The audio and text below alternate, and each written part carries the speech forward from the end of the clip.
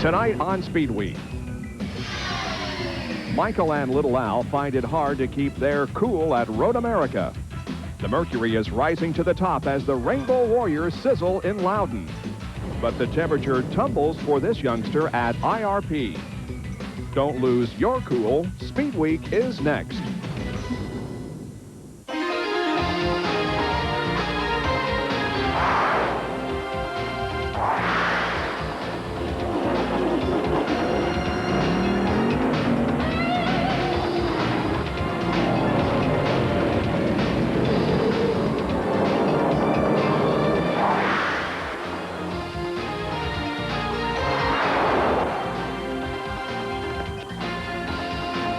Hi, everyone, and welcome to SpeedWeek. I'm Bob Jenkins. We hope all of you are staying cool this weekend. We have a lot of highlights and news to bring you this evening, and we'll get right to it. Last Sunday, the IndyCars began the second half of their season at the longest circuit on the schedule, the 4-mile road course in Elkhart Lake, Wisconsin. The site was also the first anniversary of current point leader Jacques Villeneuve's inaugural IndyCar win. He celebrated by capturing his second consecutive pole, smashing Paul Tracy's 1994 track record by almost 6 miles an hour.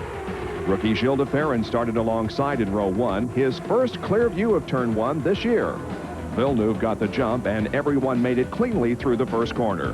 The battle up front lost 2 players very early. While fighting for 4th position, Michael Andretti and Al Unser Jr. came together entering turn 4. Jr. had the inside line, but Michael apparently didn't see him, and both sustained enough damage to catch an early flight home. Here's the angle from Andretti's in-car camera.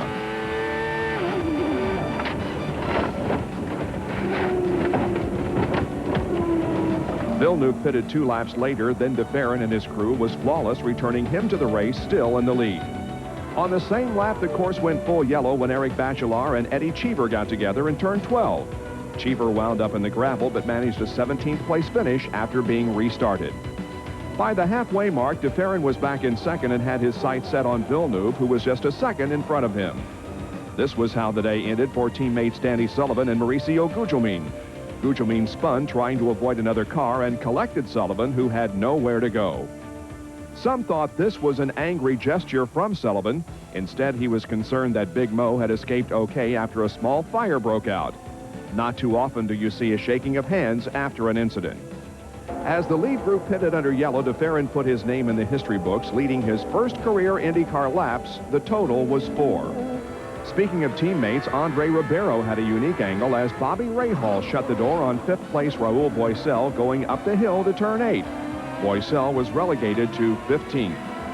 De Ferran's day unfortunately ended in the tire barriers. His late race pit strategy had backfired, and while he was attempting to move back up through the field, the sudden stop in turn 1 resulted in 21st place. That yellow set up a 2-lap run to the finish, but Villeneuve easily held off the broken-footed Paul Tracy for his 3rd IndyCar win of the season and his 2nd consecutive at Road America. You know, my player's Reinhardt was really strong. Mostly after a few laps when the fuel went down a little bit, the car was really strong, and everybody in Team Green did a great job in Portland and here it went well. Villeneuve also opens up the widest margin in the points race this season.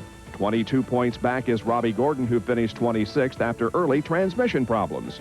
Rahal, Tracy, and Pruitt are all still in it with 7 events remaining. On Tuesday, Villeneuve received word he had been named the winner in the second quarter voting for Driver of the Year honors. The 24-year-old Canadian narrowly beat 23-year-old Jeff Gordon with 6 of the 11 first-place votes available. Al Unser Jr.'s disqualified Portland car still remains in a warehouse near IndyCar headquarters in Troy, Michigan. According to IndyCar officials, the car has not been re-inspected, and there is no timetable as to when the second look will occur. The series moves to Toronto this weekend, the second in a 4-week consecutive event stretch. On paper, Michael Andretti has the advantage, winning 4 of the last 6 races held at Exhibition Place. The SCCA Trans Am Series shared the weekend at Elkhart Lake. The series enjoys the distinction of being the longest running at Road America. This was their 26th consecutive appearance, a string that began in 1970. The inverted top 5 and remainder of the 31-car field took the green with Jamie Gallus and Boris Said battling for the lead. By turn 3, Said took the inside, leaving Gallus and the rest of the field behind. On lap 9, Tom Kendall, who started 5th after posting a record qualifying run, and Bryce Cobb, who started 6th, made contact, sending Kendall spinning. He was left to fight his way back from 20th. By lap 20, Kendall caught second place Ron Fellows. As the two cars started the next lap, Kendall again made contact, sending Fellows spinning through turn number 1. His day ended in 25th. With 2 laps to go, Kendall passed Said, who had held on to the lead for all 23 laps. After the come-from-behind victory, Kendall was penalized 13 seconds for the contact with Fellows. As a result, Kendall dropped to 3rd, bumping Said into victory lane for the first time in his career. Despite the penalty, Kendall maintains a strong hold in the points, leading second place Schrader with 176. Said, Fellows, and Brian Simo complete the top 5. As we go to break, here's a look at the first Trans Am race at Road America back in 1970. The big names back then: Parnelli Jones, Swede Savage, Peter Revson, Sam Posey, and George Fulmer. Perhaps the biggest was Mark Donahue, who took the inaugural checkered flag. Ricky Craven leads the list of weekend winners. Craven returned to his old stomping grounds of the Busch Grand National North Division, winning Saturday's Auto Palace 150 over Kelly Moore. Also in Loudon, Steve Park got the victory in the rain-shortened Featherlight Modified Tour event.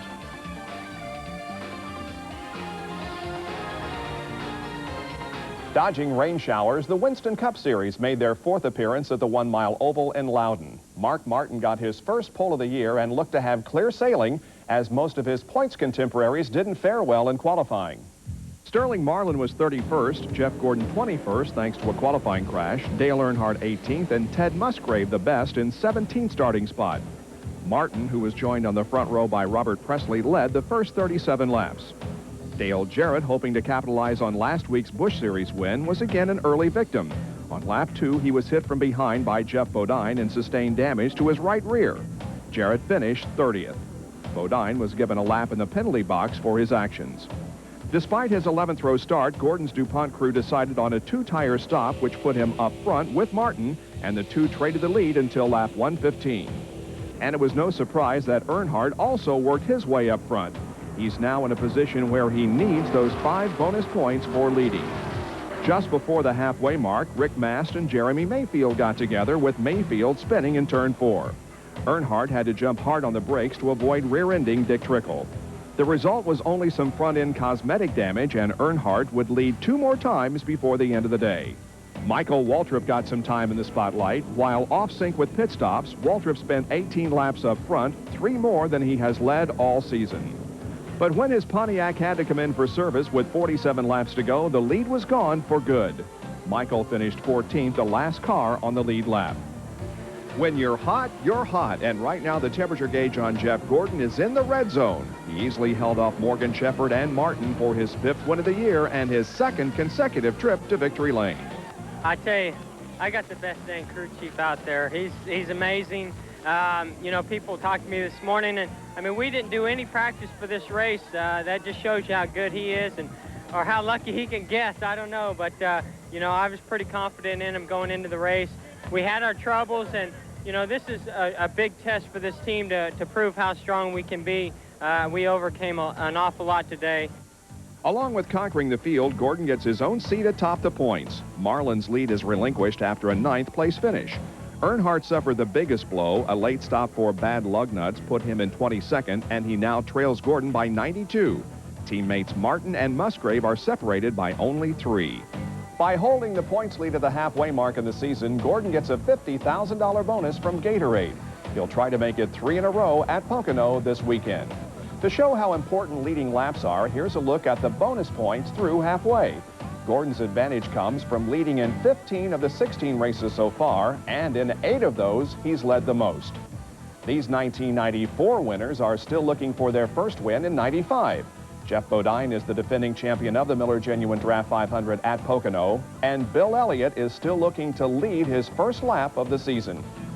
Gordon's crew chief Ray Evernham was named the Western Auto Mechanic of the race. The crew helped Jeff to victory lane after a bad start with a qualifying crash on Friday. Evernham continues to lead the season-long Western Auto standings. Coming up on Speed Week, a picture is worth 1,000 miles so far in 1995. Welcome back to Speed Week. I'm Marty Reed with highlights of round number 4, the SOTA World Series of Off-Road Racing. Walker Evans got off to an awful start in Class 8 action at the Chevrolet Off-Road Challenge at Luxembourg, Wisconsin. Evans got turned around right at the start and fell all the way back to 8th place. But the 56-year-old defending champion cut his way through the field and was in 2nd place with 2 laps remaining. Scott Taylor, looking for his first win in 1995, had the lead until he lost control in turn 1. Evans slipped past and went on for the win. Turning to Class 7S, it was a similar story for Jeff Kincaid. Kincaid got sideways early and had to battle his way back through the field. Johnny Greaves checked out literally in his Toyota as he led wire to wire for the win. But the battle came down to points leader Art Schmidt and Kincaid. Schmidt and his Nissan could not hold off the hard-charging Kincaid in his Ford as Jeff slipped past for 2nd place.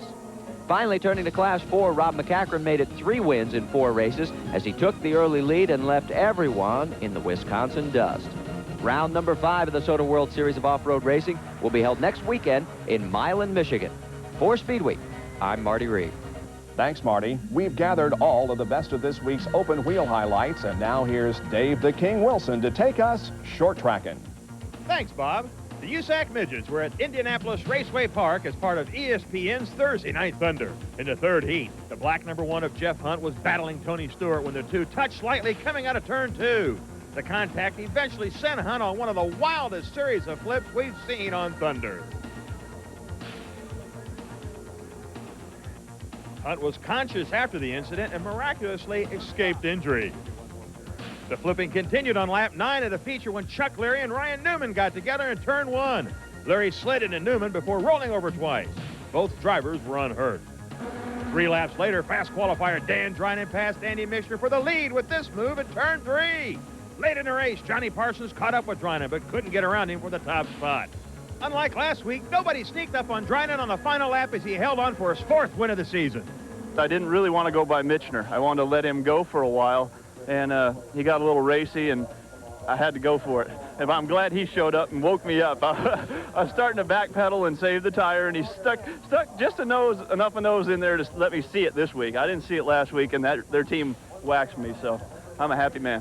After finishing 3rd at Terre Haute in a Silver Crown car on Friday, Jimmy Seals returned home to Northern California Saturday night, where he was greeted rudely in the B main by George Graham and Dave Rule, who got upside down. All were okay, and Seals sustained only a flat tire in the accident.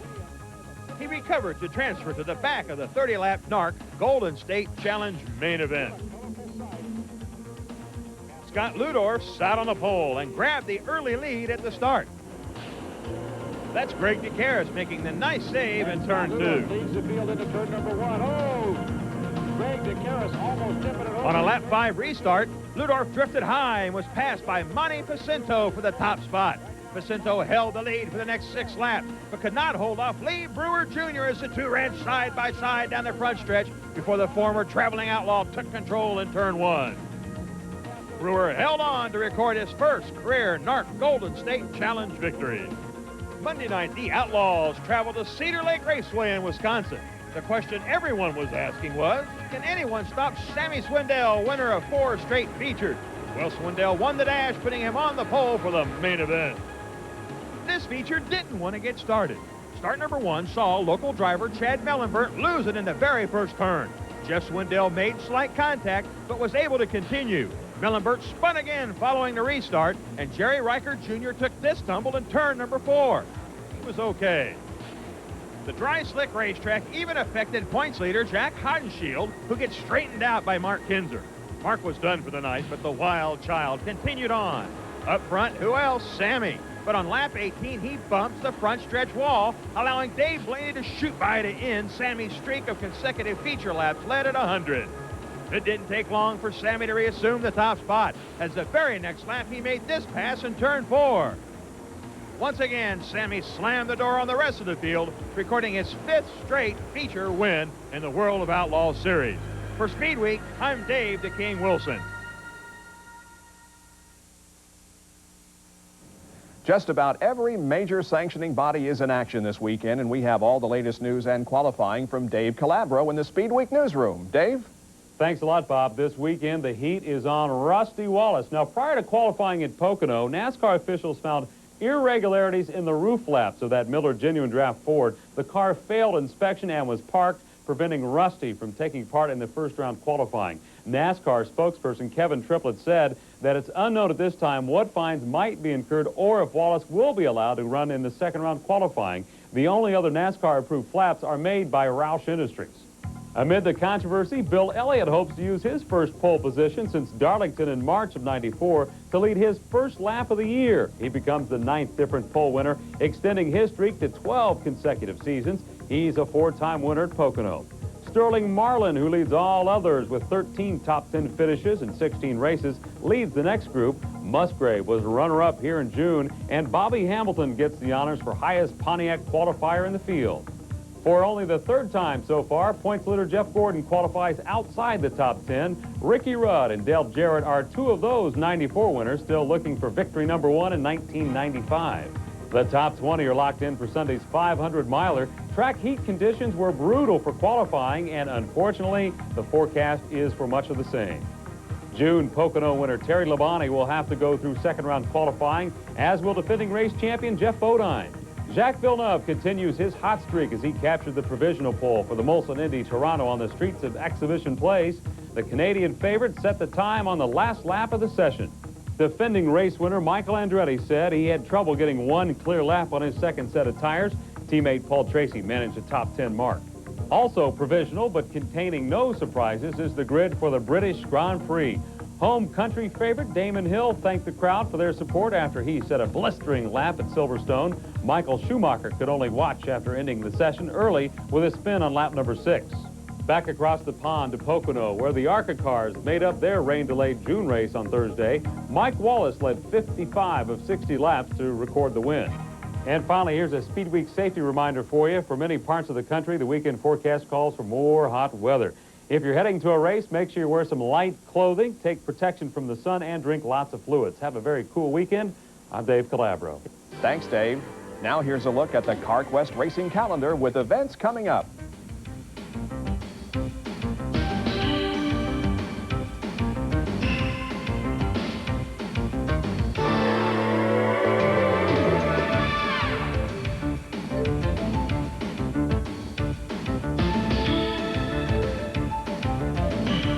For all your auto parts needs, you'll find it at CarQuest. Welcome back to Speed Week. The great North American race continues its trek to Mexico. Participants in the controlled speed rally began last Saturday in Canada. Next instruction is to stop sign. Then turn right. You're going to go 30. While this form of racing makes it possible for the vintage passenger cars to compete, that's not to say that the field doesn't boast some speed merchants from yesteryear. This year's field of foreign dignitaries includes a 1937 Delahaye. As for the American-made racers, 3-time Great Race champion Dick Burdick hopes to win his 4th crown aboard his 1916 Hudson Model H. And we couldn't leave out this side trip to the dirt, as a 1920 Packard and a 1928 McDowell Special renewed an old rivalry. The feel of going into the corner and you know, and crossed up and the wheels are spinning and rocks are flying. My son said, "No, you're going to tear this thing up." No, we got to get around the McDowell. We had a great time. We'll have the conclusion of the event on next week's show. We have now reached the halfway point of 1995. Countless numbers of races have been run, and we've seen highs and lows and many memorable moments. Just think we're only 50% into the history books. It's the Daytona 500. I ain't supposed to win the damn thing, right?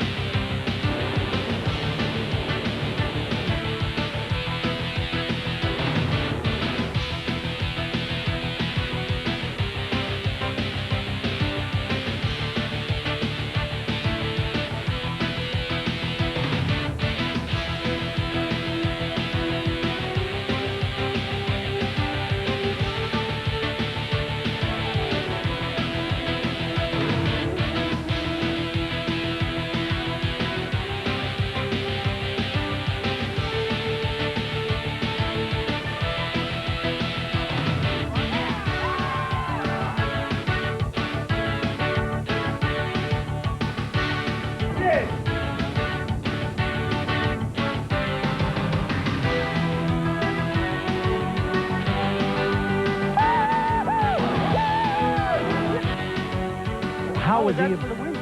That was for the win. Oh, I didn't even know it. You didn't know it? I had no idea I was in the lead, no.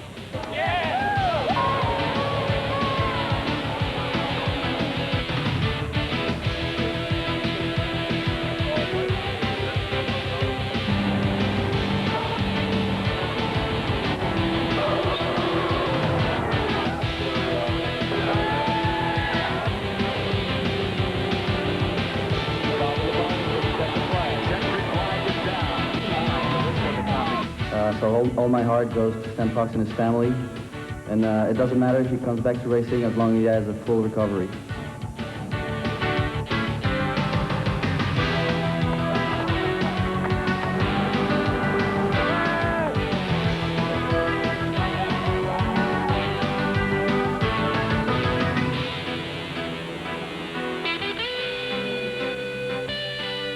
I just want to thank everyone for everything that they've done and everything that they've sent me, and every single bit of it has meant something to me.